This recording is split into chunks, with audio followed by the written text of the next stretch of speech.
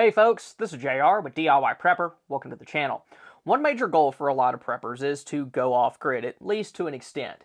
Being able to do things like grow your own food can help you stay insulated from potential issues like a recession, and many of us just want a more simple way of life. That's a big reason why homesteading is becoming more popular, especially with people my age. And one group of people that preppers can learn a lot from is the Amish. Their level of self-reliance is something that many of us aspire to, and if we were to experience a long-term disaster or collapse, learning their skills and adopting some of their practices could help us survive. Now, as we go through this, it's important to keep in mind that there are a lot of different Amish communities and sects out there. Some are more strict than others, so while most groups may allow certain things, there could still be some that do not. So when I say things like the Amish do this or the Amish do that, what I really mean by that is that at least some of them are that way. As of making this video, there's estimated to be around like 400,000 Amish people in the US, so there's a lot of potential for differences there. One of the biggest lessons that preppers can learn from the Amish is the emphasis that they place on community. I know for me personally, my circle's very small. I have my wife and son, my immediate family, her family, and then a couple of close friends. We also have some folks from our church that we enjoy being around, but other than that, we don't really get out all that much. Of course, if we needed some help with something, our families would jump in, but for the most part, we do our own thing. For the Amish, though, that couldn't be further from the truth. Individual communities are very tight-knit. They live close to one another, go to church together, and work together. An example of that is a community barn raising. An Amish community can raise a full-size barn in less than a day because they all know what they're doing and they're all working together to do it. Preppers, on the other hand, we tend to be very independent, even more so than other members of the general population.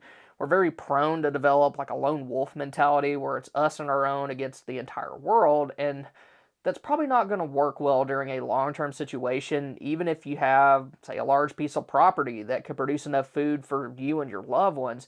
Doing all of that work is going to be a lot easier if you have some extra hands. Then security is another concern. Having a larger group will allow you to secure a larger area and keep those things secure 24/7. So while it may be a challenge, we as preppers could benefit from expanding our circle. Maybe it could be members of our extended family, longtime friends, or maybe folks that we go to church with.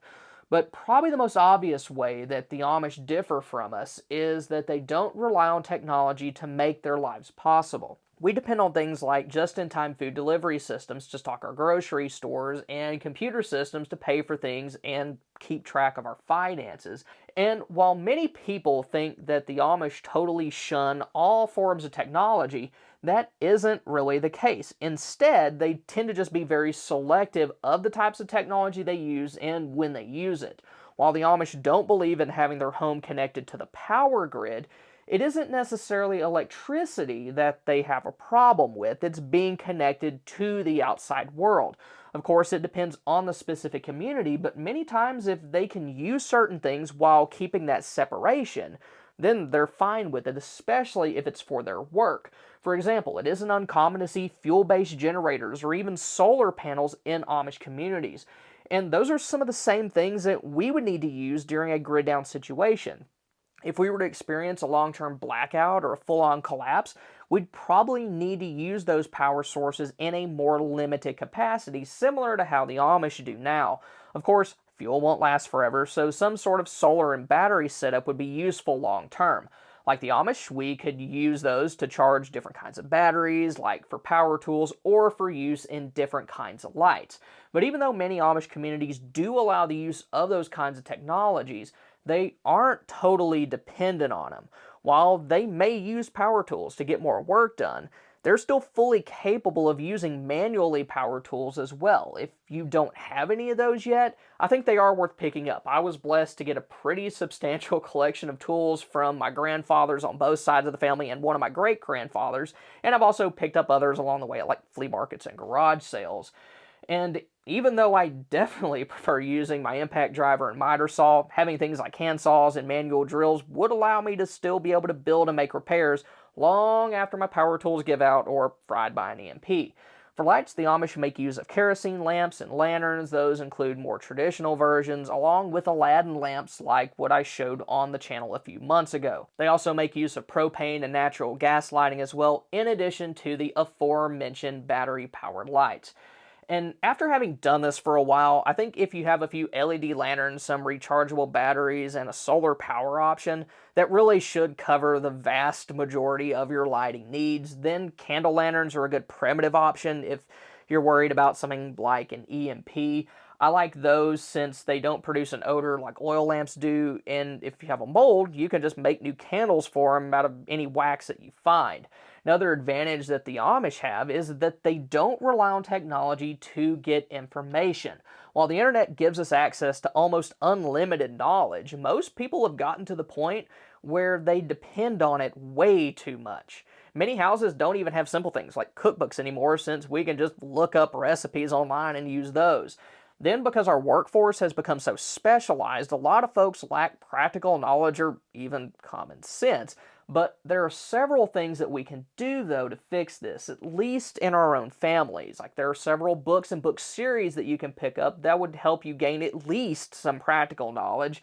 Now, if you don't have common sense, well, bless your heart, but the Encyclopedia Country Living is a one-stop shop for all sorts of information, including gardening, canning, different recipes, land selection, and a lot more. The current edition is like over 900 pages, and last time I checked, it was on sale for 22 bucks, which is a very good deal. If you want something more comprehensive, then the Foxfire book series is a good option. It's basically a 12-book anthology of Appalachian knowledge. Now, that's not Amish, but it's still a lot of stuff that you could use in a long-term disaster. Then the Survival Medicine Handbook and Where There Is No Doctor are some of the best medical references for preppers to have around. Then if you have kids, you can do a lot to teach them practical knowledge, especially if they're younger. My son likes to help me in our garden. A couple weeks ago, we moved seedlings from our arrow garden to peat pots, and we're going to start new seedlings this afternoon after he gets home from school. We've also started going to the range to get him going with that. And one big advantage to teaching kids things like that at an early age is that they're still attached to you and they want to be involved in everything that you're doing. That and their little brains are also like sponges at that age. So even if they can't master something yet, it's still good to expose your kids and grandkids to things like growing food, camping, building things, and other skills that they may need. Another thing that preppers can learn from the Amish is their entrepreneurial mindset. While many people think of the Amish as being farmers, that isn't always the case. Land's gotten very expensive, so many Amish folks have chose to make their living in other ways, including building furniture, quilting, and butchering animals. Like other businesses, some are small, while others may have several employees, including some folks from outside of the Amish community.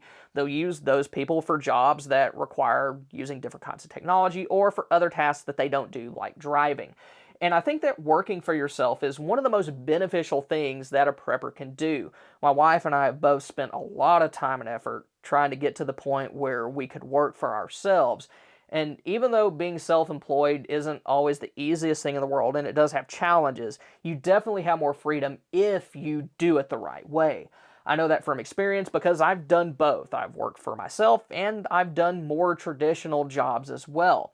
A nice thing about being self-employed is that, like, if my kid gets sick, I don't have to scramble around and call my boss, explain what's going on, grovel for the day off, and then try to get stuff ready for me not being there. I just stay home with him and then do the work I need to do later that night.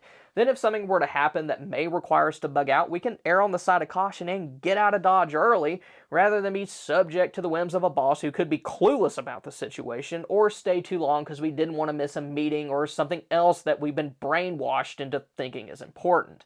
Most of us spend the majority of our waking hours at work, and any additional freedom that you can have during that time, it's always a good thing.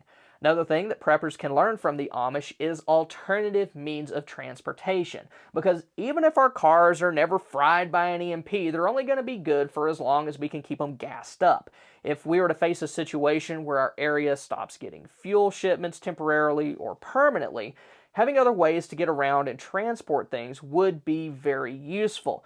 Now, most of us have probably seen video clips or pictures of Amish folks in their horse-drawn buggies, but of course, doing that won't be practical for a lot of us. Very few of us have the land and resources needed to take care of a horse properly, but they do use other forms of transportation as well. One of the most common is bicycles, and fortunately, that's something that most of us could pick up pretty easily. I think I still have my old bicycle that I got a couple years before I started driving, and I don't think it would take too much work or money to get going again. And riding a bike also has the added benefit of helping you get in shape. My shape at the moment is rather Grinch-like, so hopping on a bike probably wouldn't be the worst idea in the world. You can also hook a trailer up to a bicycle and use it to transport your gear. Then the Amish also use utility carts to move supplies, firewood, or other things around their property or community, and we could use them for those kinds of tasks as well, along with other things like moving water that we've collected from natural sources back to our home. Then preppers can also learn a lot about food from the Amish.